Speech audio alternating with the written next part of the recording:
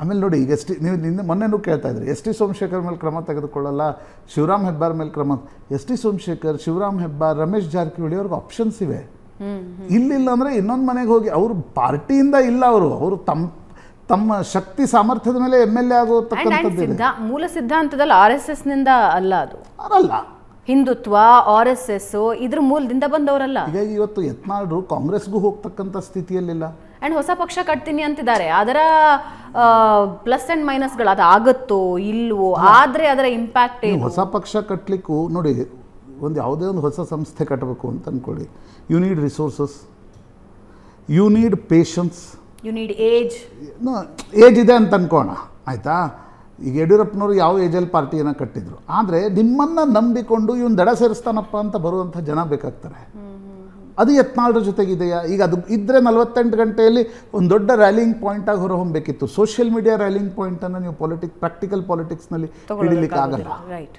ಆ ಕಾರಣದಿಂದ ನನಗನ್ಸುತ್ತೆ ಯತ್ನಾಳರು ಕೆಲವರಿಗೆ ಹಿಟ್ ವಿಕೆಟ್ ಅಂತ ಹೇಳ್ತಾರೆ. ಯತ್ನಾಳರ ನಿಜವಾದ ಸಾಮರ್ಥ್ಯದ ಪರೀಕ್ಷೆ ಈಗ ನಡೆಯುತ್ತೆ. ಅವರು ಇಷ್ಟು ದಿನ ಏನು ಮಾತಾಡ್ತಾಯಿದ್ರು, BJPಯ ಒಳಗಿದ್ಕೊಂಡು ಮಾತಾಡ್ತಾಯಿದ್ರು. ಹೊರಗೆ ಹೋದ ಮೇಲೆ ಗೊತ್ತಾಗುತ್ತೆ ಅವ್ರ ಸಾಮರ್ಥ್ಯ ಏನು, ಅವ್ರ ಸಂಘಟನಾ ಶಕ್ತಿ ಏನು, ಅವ್ರ ಹಿಂದೆ ಎಷ್ಟು ಜನ ಇದ್ದಾರೆ. ಸರಿ ಇದ್ದರೆ ಪರಿಪರಿ ನೆಂಟರು ಅಂತೆ. ಹೌದು, ಈ ಹಿಂದೆ 2 ಸಲ ಅವರು BJPಯಿಂದ ಆಚೆ ಹೋಗಿದ್ರು. ಆಗಿನ ಪರಿಸ್ಥಿತಿಗೂ ಈಗಿನ ಪರಿಸ್ಥಿತಿಗೂ ಇರುವ ಬದಲಾವಣೆಗಳೇನೇನು?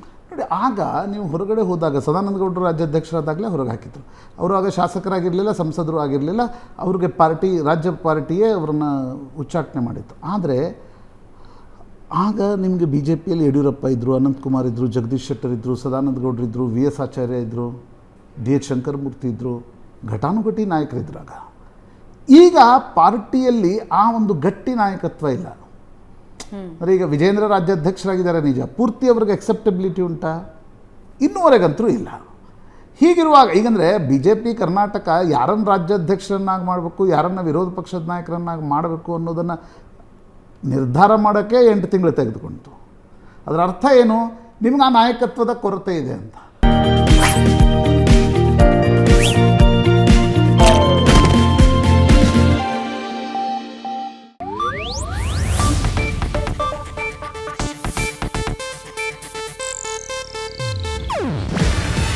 ಇದು ಏಷ್ಯಾನೆಟ್ ನ್ಯೂಸ್ ನೆಟ್ವರ್ಕ್ ಪ್ರಸ್ತುತಿ. ನೀವು ನೋಡ್ತಿದ್ದೀರಾ ಏಷ್ಯಾನೆಟ್ ಸುವರ್ಣ ನ್ಯೂಸ್.